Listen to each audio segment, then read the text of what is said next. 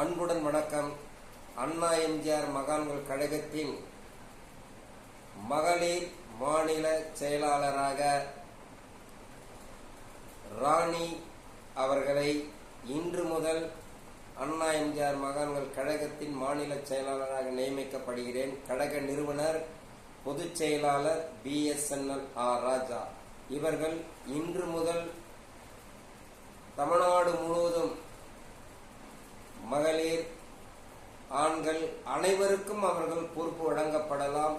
தகுதியானவர்களாக பார்த்து தேர்ந்தெடுத்து அண்ணாவின் தம்பியாக இதய தேவன் டாக்டர் புரட்சித் தலைவர் எம்ஜிஆர் எளிய தொண்டனாக மக்களுக்கு நாங்கள் பணியாற்றுவோம், மக்கள் குறைகளை தீர்ப்போம், மக்களுக்காக நாங்கள் அயராமல் உழைப்போம், புரட்சித் தலைவர் கொள்கையை நாங்கள் பின்பற்றுவோம் என்று சொல்லி அனைவருக்கும் அவர் பொறுப்புகள் வழங்கப்பட வேண்டும்.